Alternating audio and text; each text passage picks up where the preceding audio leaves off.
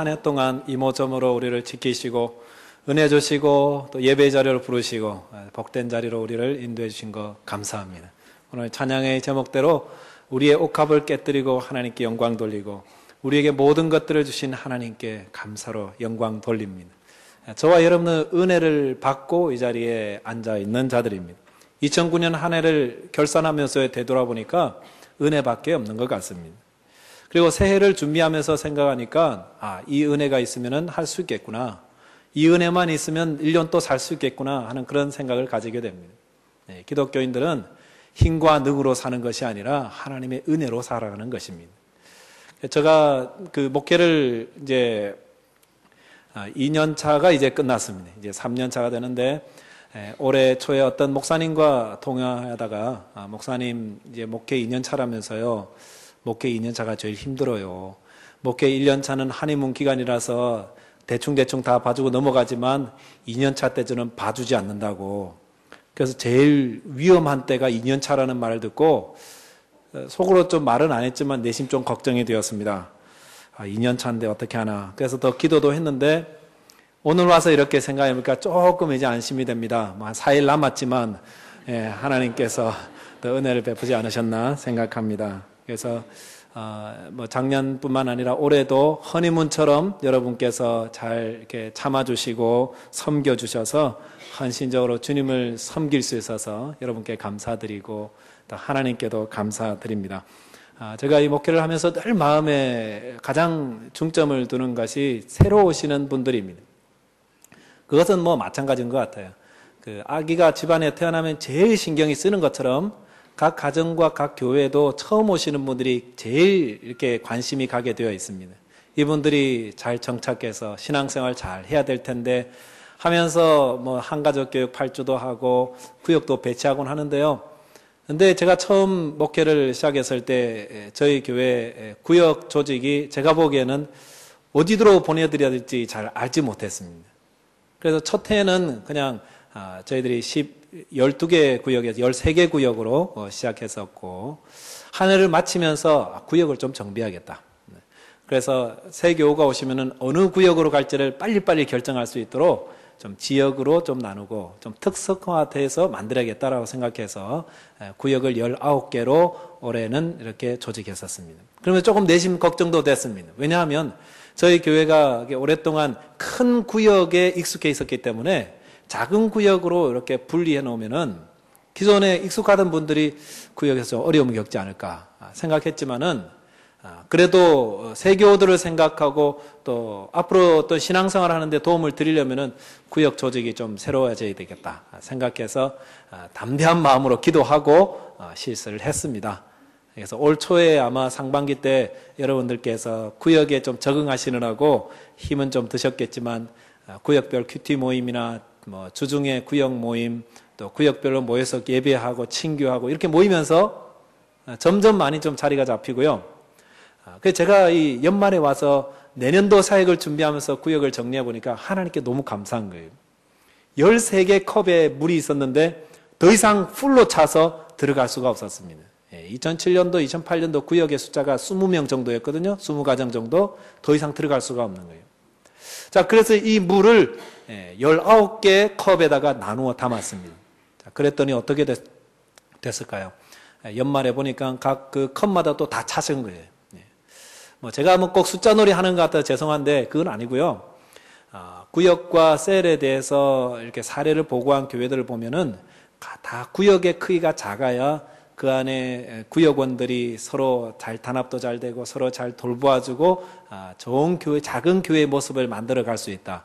이런 그 사례 발표들을 아주 이구동성으로 하는 것을 보았습니다. 그래서 조금 용기도 얻고 그래서 이제 내년도를 계획하면서 새 교우들이 오셨을 때 어떻게 해야 되는가? 구역이 좀 작아져야 된다. 그 소신을 좀 굳히게 되었습니다. 그래서 내년도에는 저희가 24개 구역으로 5개가 더 늘어나게 됩니다. 그런데 제가 올해 작년 이렇게 거치면서 하나 좀 배운 게 하나 있습니다. 목회하면서 하나씩 배워가는 거 좀 좋은 것 같습니다. 이게 뭐냐면 하나님께서는 은혜의 비를 내려주시기 전에 그릇을 준비한다는 거예요. 그릇에 꽉 차 있으면 붓게 하시든지 아니면 다른 컵에 붓게 하셔서 준비해 놓은 다음에 은혜를 주신다는 것입니다. 그래서 올해 같은 경우에 구역이 6개가 더 늘어나게 하시고, 그래서 거기를 또 채워주시고, 또 이걸 또 다른 컵에다 부어서 좀 이렇게 좀 빈 공간을 뒀더니 거기 또 하나님이 채워주시더라는 겁니다. 2008년도에 저희 교회에 등록하시고 정착하신 분들이 약 한 60분이 되십니다.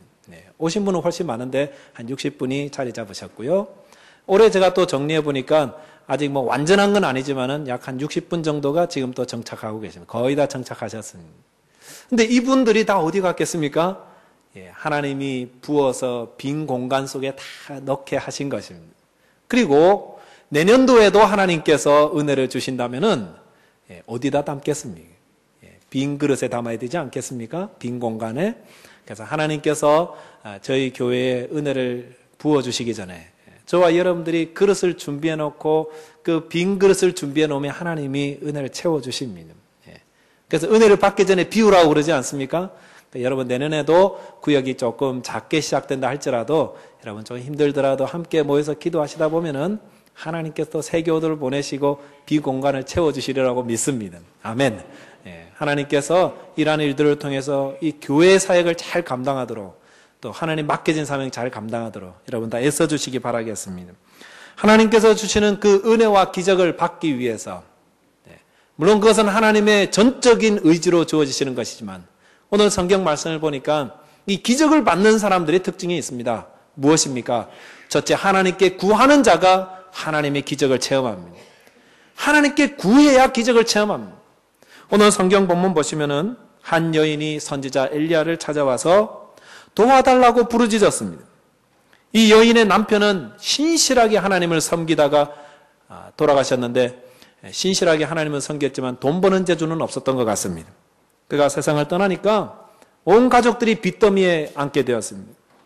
아내와 아이 둘의 힘으로 그 빚을 갚을 능력이 없었습니다. 그 빚을 갚지 못하니까 빚준 사람이 찾아와서 충격적인 말을 남기고 돌아갔습니다. 빚을 갚든지 아니면 아이를 내놓든지. 아이를 빼앗길 위기 상황이 되었습니다. 그러자 이 여인이 엘리사를 찾아와서 도움을 구하게 되었던 것이었습니다. 저와 여러분들도 이런 상황이 있지 않습니까? 어떤 문제를 부딪혔습니다. 내가 해결할 수 없는 문제입니다. 어떻게 해야 됩니까? 하나님께 나와서 부르짖어야 됩니다. 이것이 성경이 우리에게 말씀하는 바입니다. 그런데 많은 분들이 문제가 생겼을 때 곧바로 하나님께 오는 경우는 참 드문 것 같습니다. 우리는 문제가 생기고 몸이 아프고 경제적 문제, 자녀의 문제, 어떤 여러 가지 미래의 문제에 부딪혔을 때 많은 분들이 먼저 내가 할 수 있는 일들을 많이 해보는 거예요. 사람도 만나보고 내가 돈도 끌어모아보고 내가 할 수 있는 경험들을 살려가지고 이것저것 하다가 더 이상 안 되면 그때서야 주님께 나와서 주님 살려주십시오 이렇게 기도하거든요. 그게 꼭 잘못된 건 아니지만은 그 헛된 시간을 좀 줄일 수 있는 방법을 지금 말씀드리는 것입니다. 문제가 생길 때 하나님께 나와서 기도하고 하나님께 먼저 아뢰고 도움을 구하면 하나님께서 기적을 베풀어 주시는데 우리는 먼 길 돌아서 와서 그때서야 하나님 이제 길이 없습니다 도와주옵소서 이렇게 부르짖지 않습니까? 제가 한번 말씀드렸죠. 감기도요. 감기 들고 두통 있다고 이 사람 저 사람 말하고 다니다가 나중에 성령께서 말씀하시죠. 너 이제 너의 아픔을 내게 기도할 때가 되지 않았니? 하나님께 먼저 아뢰시기 바라면 두통이나 감기 있으면 하나님께 아뢰시고 문제가 있으면 먼저 주님 앞에 무릎 꿇으시기 바랍니다.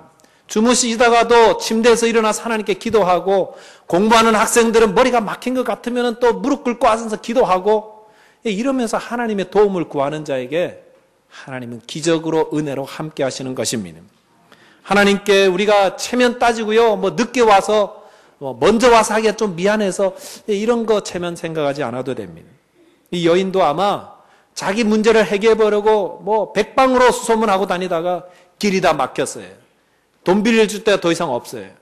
아이를 지킬 힘이 없습니다. 그러니까 와서 엘리사에게 부르짖었다고 했습니다. 여인이 부르짖는 경우는 좀 없죠.